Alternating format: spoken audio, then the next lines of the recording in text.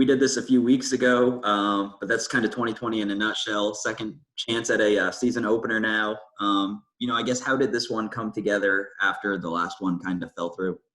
Yeah, this is another one that we had been planning for a while, but we've just been very hesitant to say with any great certainty that anything was going to happen this fall. And, with so few people in the situation that we're in terms of, a lot of leagues are playing some matches this fall, but they're only playing interconference and things like that, then, it was a great opportunity to get with a couple of our conference schools that are regional here and kind of have an opportunity to get all our kids some playing time in the same site. And just to be clear, it's the first one, that UAB match, will count towards your record, but then the next one is just an exhibition and will not. Yeah, that's not strange at all, is it? Again, we're just looking for opportunities more than anything else. And to be honest, with both of those, we were comfortable with them being either. We were comfortable with them being countable matches. We were comfortable with them being exhibitions. And, UAB wanted this to be a countable match. Middle Tennessee didn't, which was perfectly fine with me because, it'll allow us to approach those in a little bit different ways as well. It'll allow us, when we play Middle Tennessee, to be able to run some different lineups out there and maybe try some things that we wouldn't ordinarily have the opportunity to do. So all in all, it makes it a pretty perfect day for us with regards to that stuff. Coach, this is Jeff Lights from WBKO. Just how important, I know you talked about it before the last match that was supposed to take place, but how important is it to get some matches in before the actual springtime competition gets going? More than anything else, it's not that I think it's super important for us to be ready to play come January as much as it is just kind of on the other end of it. It's just been so long since they've had the opportunity to play. And these kids need some validation for the hard work that they've put in. You show progress in practice, and every play, I say this a lot, but every play in practice, there's a winner and a loser, and both of them are on your team, and that makes it difficult. And they need to get out there and play, and we need to see where we are against live competition. And more than anything else, they just need to remember. More so than preparing for the spring, to me, this is about remembering why you love to do what you do, remembering why all the work that they'll put in for the next couple months leading up to that spring season is worth it, is for these moments and the opportunity to get out there and compete and represent WKU. Coach, just to follow up on that, so what do you think that you've learned about your team, having your first match in November as compared to if you would have had your first match in August, say? What have you learned anything about either your newcomers or your veterans that you may have not known if the season would have started as normal? Well, first and foremost, I've learned that they're awfully resilient because, every single day I've spread a message of, we've got to keep getting better. We've got to find a reason to be motivated when we walk in here today. And with 100% transparency, there's been days when I walk in there, with those same challenges, because it's just been, again, next month is December, and that will be a full year since we've played in a competitive match. And, you talk about the highest of highs and lowest of lows, and we've experienced them all in the last year. And, for our young kids, I think this has been really, really beneficial, because usually when you're in season, you don't always have the opportunity to develop them as much as you would, in a spring season or whatever. And so it's actually been really, really good for our young kids to kind of catch up a little bit and develop their games. And so, but it's a real balance, because that makes it really hard on your vets, because they have the most polish coming in, but it also makes, keeping them motivated and making them feel like they're improving every day that much more of a challenge. Hey, Coach, Jared McDonald with the Daily News here again. When we had you a few weeks ago, it sounded like the offense wasn't quite where you wanted it to be. There was some continuity things, a little out of whack, just because you weren't all playing on the same side of the net. Where do you think you guys are at volleyball-wise heading into Saturday at this point? It's an interesting perspective you bring, because I feel better about where we are offensively. I think that a couple kids have really progressed over the last few weeks. And so I feel a lot better about who we are offensively. And so I guess my mind wanders a little bit more to the defensive side of things now. And, are we going to do a good job of getting people stopped? Because, that is going to ultimately decide how good or bad we are come spring, because we have a lot of offensive talent. And, to be honest, I don't know that there's anything I could see Saturday that would change my mind about that. I honestly, as a coach who likes to be prepared as possible, if we came out and played phenomenally well on Saturday, that wouldn't shock me because we're an awfully talented veteran team.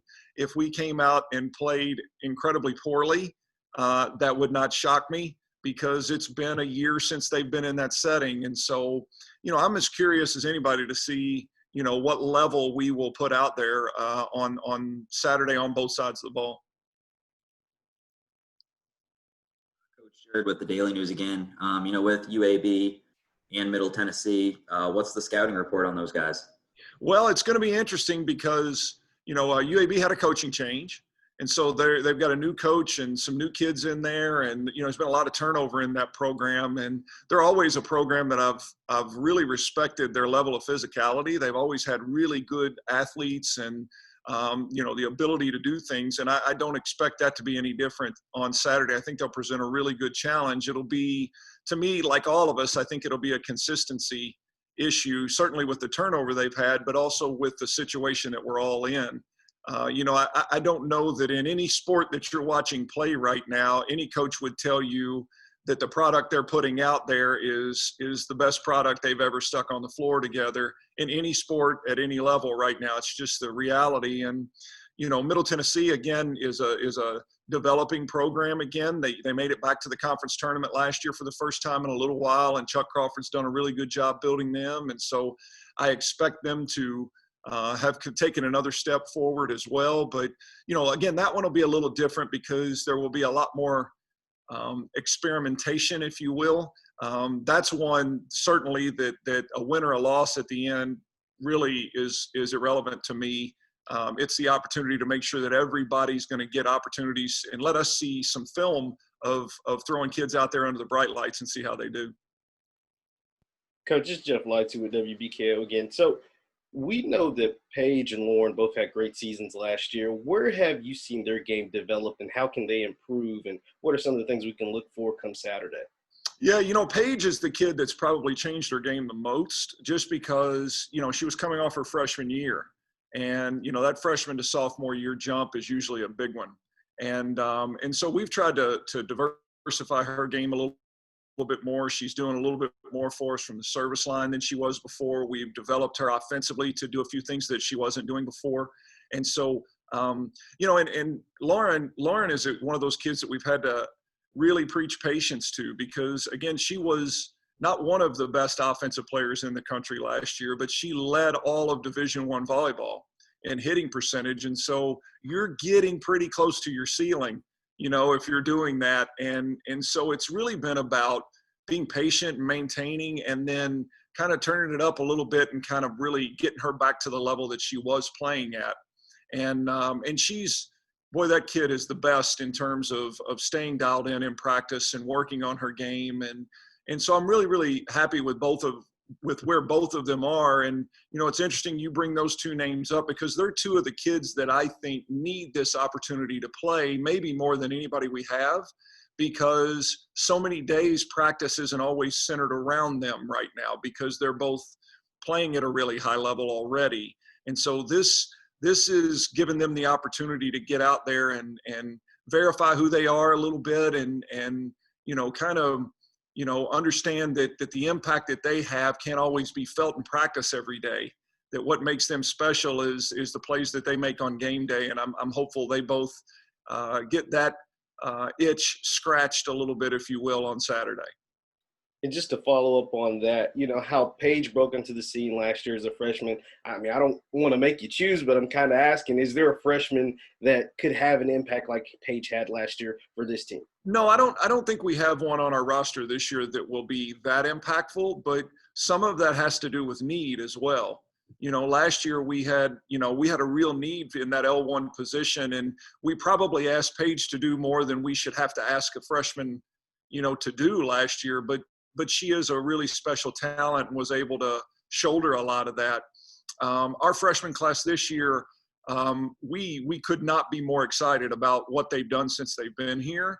But they're kids, we got a couple young middle hitters that are battling for playing time with Lauren Matthews and Katie Eisenbarger, who are pretty good ahead of them. And those kids are both, Shannon Keck and Sam Canner are both going to be terrific players here. And they've probably grown. Well, the three at Cam Mosley, our other freshman as well, like those kids have grown more than anybody in our gym this fall.